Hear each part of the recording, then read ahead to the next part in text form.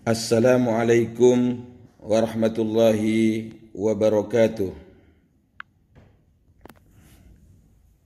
Alhamdulillah, pada kali ini kita bisa berjumpa di mana Janzai Channel pada kesempatan ini akan merilis konten baru, yaitu tentang ilmu tajwid. Di dalam konten ini ada dua yang akan dipublish, yang akan disusun, yang akan dibuat, yaitu mengenai teori tentang tajwid, kemudian praktek. Jadi ada dua, sekali lagi, ada teori dan ada praktek.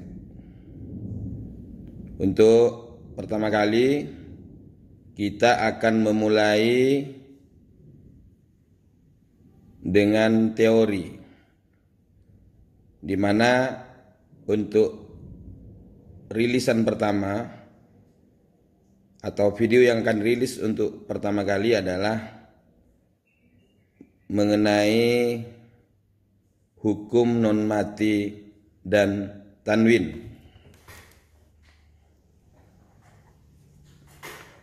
Baik, kita mulai. Bismillahirrahmanirrahim.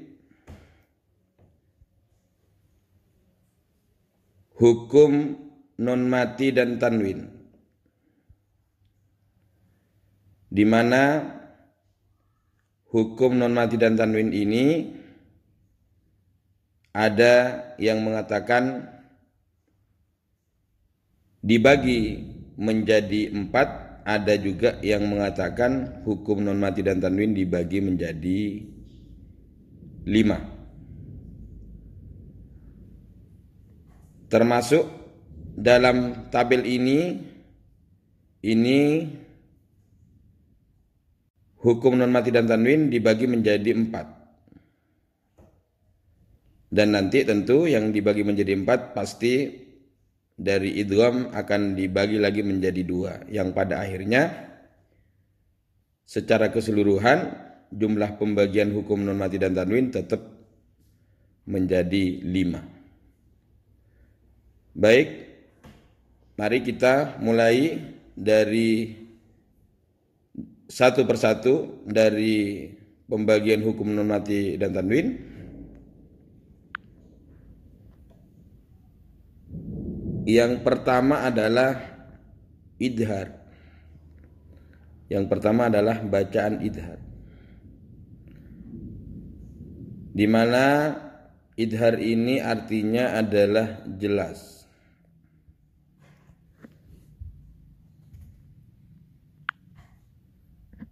Idhar, tanda-tanda idhar atau huruf idhar ada 6.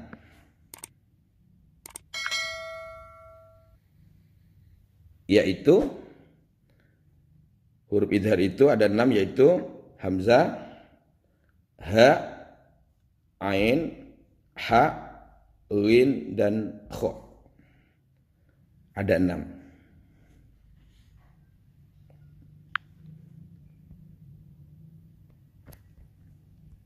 Apa yang dimaksud dengan idhar? Idhar adalah apabila ada non mati dan tanwin bertemu dengan salah satu huruf yang 6, baik itu hamzah, ha, ain, ha, lin, dan kho, maka hukum bacanya dibaca jelas, dibaca terang. Karena idhar sendiri artinya adalah jelas. Lalu kemudian ada pertanyaan, apanya yang dibaca jelas? Ya tentu yang dibaca jelas adalah non mati atau tanwinnya. Karena ini adalah pembahasan hukum non mati dan tanwin, tentu yang dibaca jelas adalah non mati dan tanwinnya. Kemudian yang kedua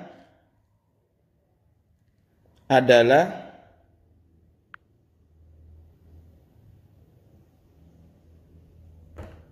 idgham. Jadi hukum non mati dan tanwin yang kedua adalah bacaan idgham.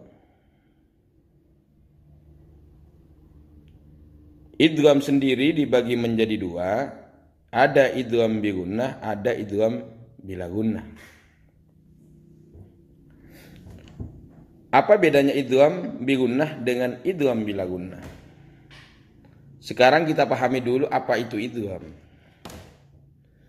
Idgham adalah memasukkan. Jadi karena sekali lagi pembahasan ini adalah non mati dan tanwin, maka yang dimasukkan adalah non mati atau tanwinnya. Dimasukkan kemana?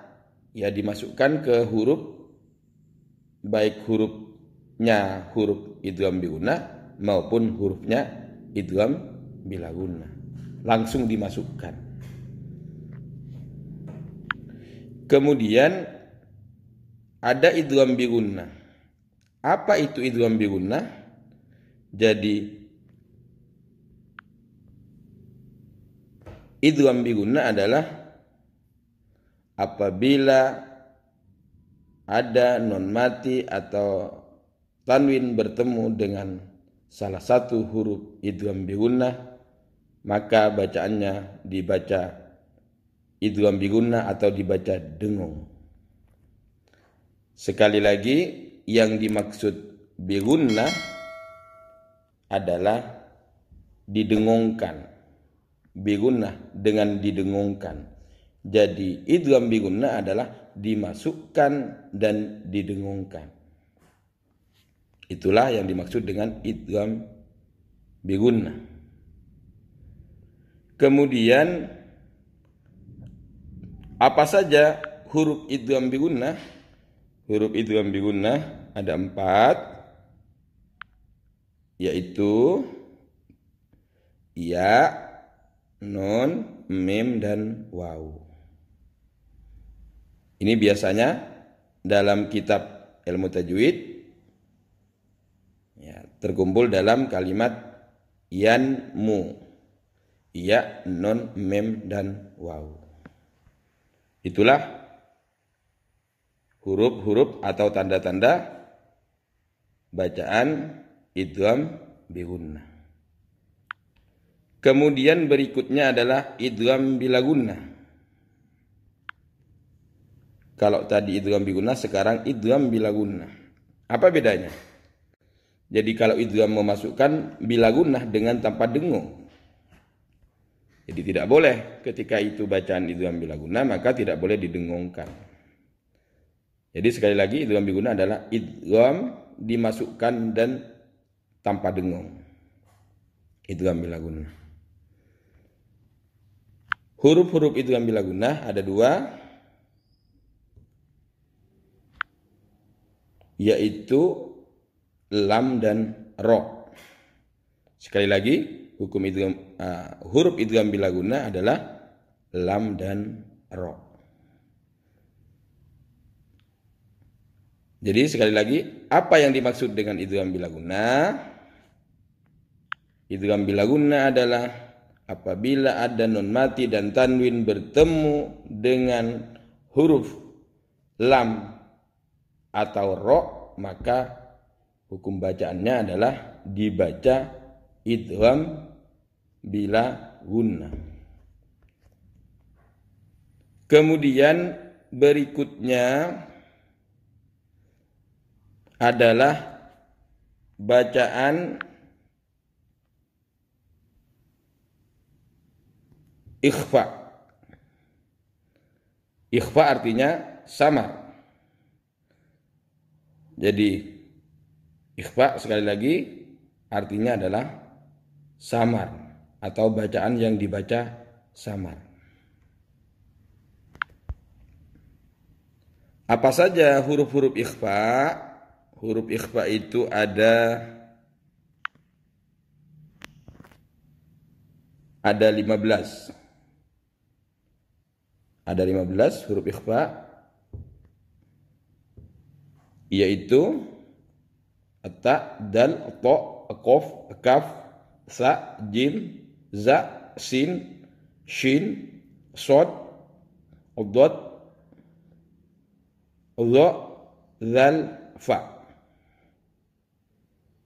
Kalau di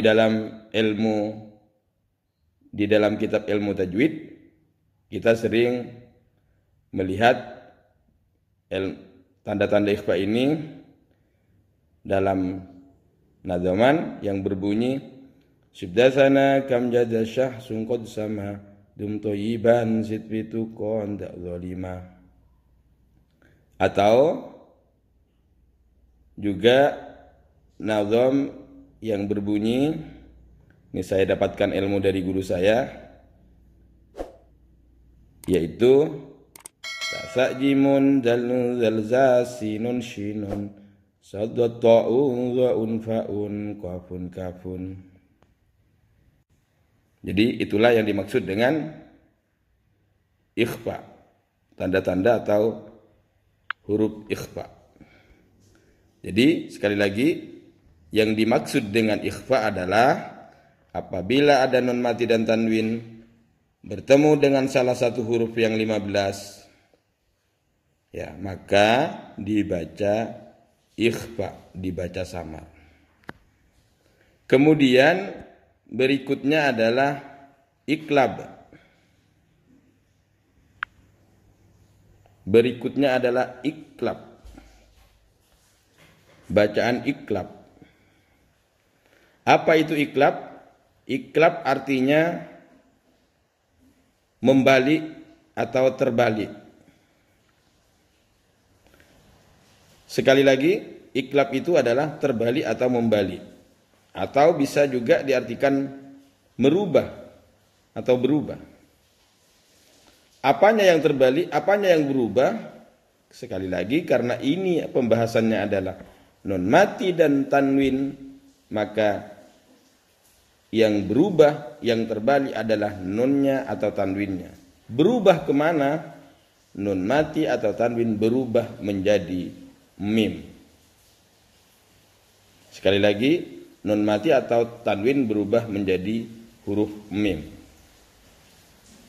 Apa saja huruf iklab? Huruf iklab hanya ada satu, yaitu huruf ba. Sekali lagi, huruf iklab itu hanya satu, yaitu huruf ba. Apa yang dimaksud dengan iklab? Yaitu apabila ada nun mati atau tanwin bertemu dengan huruf ba, maka dibaca iklab. Baik, demikian materi pada hari ini. Sekali lagi saya ingatkan bahwa materi khusus untuk tajwid nanti materinya ada 2, yaitu teori dan praktek. Hari ini kita sudah belajar teori tentang hukum nun mati dan tanwin. Untuk konten berikutnya maka nanti akan dirilis, yaitu praktek hukum nun mati dan tanwin. Kita langsung akan mempraktekkan, langsung buka sebagian atau potongan ayat-ayat suci Al-Quran kita akan langsung praktek menentukan bacaan-bacaan yang ada di dalam hukum nun mati dan tanwin. Entah itu bacaan idhar, entah itu bacaan idgham, ikhfa, dan bacaan iklab. Baik, demikian. Sebelum kami tutup pertemuan pada kali ini, jangan lupa channel kami di subscribe, kemudian konten-konten kami di like, juga di share. Baik, demikian. Sampai jumpa di materi berikutnya, di materi praktek untuk hukum nun mati dan tanwin. Sekian, mudah-mudahan bermanfaat. Sekali lagi saya akhiri. Assalamualaikum warahmatullahi wabarakatuh.